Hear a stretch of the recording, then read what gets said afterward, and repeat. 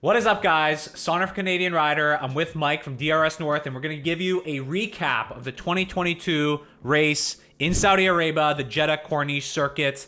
Lots to talk about in this race, highs and lows. Let's break it down in this discussion and race summary. Obviously, Perez was the highlight going into qualifying, pole position, and really the race started off really strong for Perez. The field, obviously, I think in the second race in Formula One, the field was way more competitive. What did you think, like maybe in the first, 10, 15 laps before the first tire change? Yeah, I think you meant exactly like you mentioned. Like I still think that Red Bull and Ferrari, it's still kind of the battle between the bulls and the horses. But I think every other team, seemed to be kind of pulling up their socks a bit.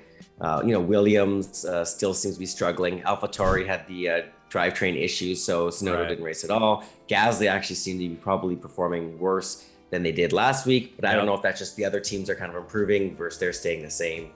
It was great to see McLaren exactly where we kind of predicted, still kind of outside the points likely, but further up the field.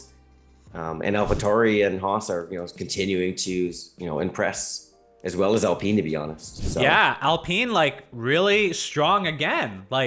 I'm honestly very impressed. We saw a lot of battling between Ocon and Alonso, but it ended up settling itself, and we saw Bottas kind of getting in the mix there as well. Unfortunately, and we'll talk about this, lots of cars did not finish in this race. It was 28 degrees on the track for track temperatures, but very competitive, again, across the entire field. And then, obviously, there's Lewis Hamilton that didn't qualify, got kicked out of qualification out of Q1. And, he came back. I believe he started in 14th position or 15th. Yeah. Came and all the way 10th, back up. Right? Yeah, and he finished in 10th. So, and he kind of got put in a bad position, I'd say, right? He was on those hard tires for a significant amount of time. I'm surprised, actually, during the entire race, even at 28 degrees, there wasn't, I guess, as much tire degradation that I would have expected. People are out there a lot longer. Yeah, and I think that's what they noted, the commentaries noted that the degradation is, a lot better than they expected. And I think that's just because of the new regulations and the ability to follow how the dirty air kind of disperses versus, push directly back. So even in the battles, the degradation is less than it was last year. Right. So yeah, impressive that Hamilton might have even been able to do a zero stop if that was allowed. But to my understanding, they have to stop once, so he's forced, and he kind of got screwed by the pit lane being shut down from Alonso and Ricardo's car failures. Right. So if he was able to pit, 5 laps sooner, then yeah, maybe he would have got 8th, 9th, who knows, maybe a little higher up that field. Absolutely. And let's talk about somebody that really got kind of screwed is Sergio Perez. Obviously, I think he built up a 2.5 second lead over Leclerc. Everything was going well for Perez, setting the pace, and that yellow flag came out, and there was a decision that was made, and I think there were some mind games being played, right? Because the Ferrari team came out into the pits ready for a change. Perez was in front. Perez went in, but Leclerc decided to stay out, and they took a gamble, and the gamble worked because immediately after, the yellow flag came out from the incident on the crash. So Sergio was put in a really bad position and had to start off in 4th position at the end when he had to give up the place. Yeah, and not even just that, right? It's he had to pit and change tires under, regular conditions versus the other ones basically got a free tire change under the yellow flag. But then when he left the pit, he actually came out, right across in front of Sainz, just behind the lane, and he was forced to give past the back to position. I'm surprised they gave back the position so quickly. I never actually saw the replay in the live broadcast. Maybe I missed it to see that there was the line, but the commentators mentioned that it was true, and he would have to there's give a up safety position. line, like when you're exiting the pit, that whoever's in front on that line, then whether you have to yield to the pit person or not. Right. And I guess Carlos Sainz was slightly ahead, but Perez kind of just still took the position. Exactly. So then there was the, I guess the theory is give him back the position. We're still under yellow flag or whatever. And then, once the yellow flag goes back to normal racing, Perez go to DRS and overtake him. And that was their gamble and their hope. And I think at the end, he actually was gaining on Sainz. But so, Perez might have been able to get 3rd. But at the same time, if the race went longer, I think Leclerc would have got 1st because it was getting pretty tight there too. For sure. Yeah, absolutely. And then you saw lots of action between Ocon, lots of action between the Bottas, Alfa Romeo, a lot of that going back and forth. I think just generally, I saw a very competitive field across all of these teams. Really, the only cars that I didn't feel were competitive at all, You know, the Williams cars did not perform well. You know, Latifi again crashes, causes a lot of, you know, chaos on the track. Daniel Ricciardo, McLaren, again, I think they're not where they want to be. I think they had a better race, but, you know, I've removed them off my fantasy. They're not performing well. I don't know what the actual problem is. Obviously, I think it has a little bit to do with the car, but not performing in terms of my expectations for them, especially for Lando Norris personally. Yeah, agreed for sure. And you know, the interesting thing about that, you know, the teams that are shockers this year are the Ferrari engine, right? There's the Ferrari, there's Haas, and there's Williams. The teams that seem to be struggling are the Mercedes engines, right? Mercedes, you got Williams. Yep. McLaren is also Mercedes. Yep. So lots of struggling there.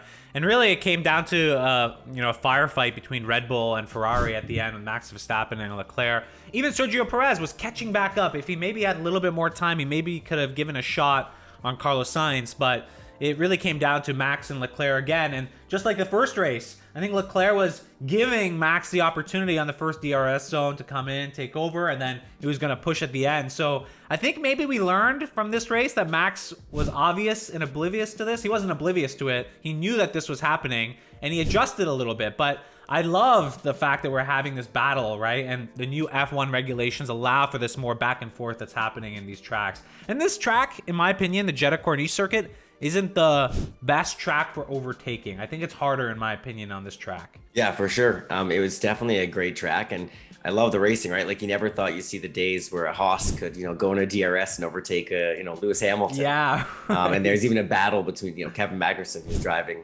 amazingly, right, hitting way above his, you know, weight, and then you have Lewis Hamilton, which unfortunately right now is hitting much below his kind of weight class. Right. And Magnussen, actually, they were talking that his neck still isn't used to the G-forces that are being applied on an F1 car.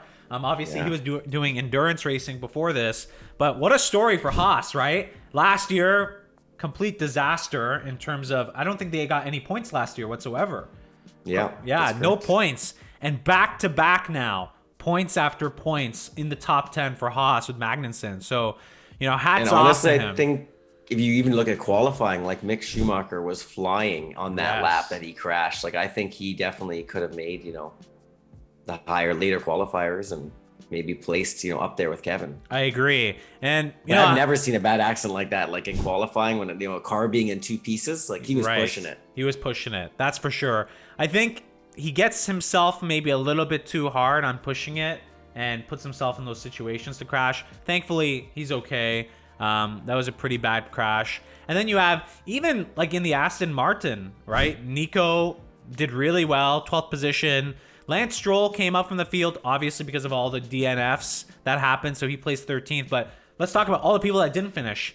Alex Albon, Valtteri Bottas, Fernando Alonso, Daniel Ricciardo, Nicholas Latifi, and then Tsunoda didn't even race. So and Schumacher, yeah. And so Schumacher. Like, Hamilton, you got 10th, but 10th of 14. Right. So yeah, it's a very competitive field now. And of course, Max Verstappen took the podium position, took number one in a very, very close battle with Leclerc.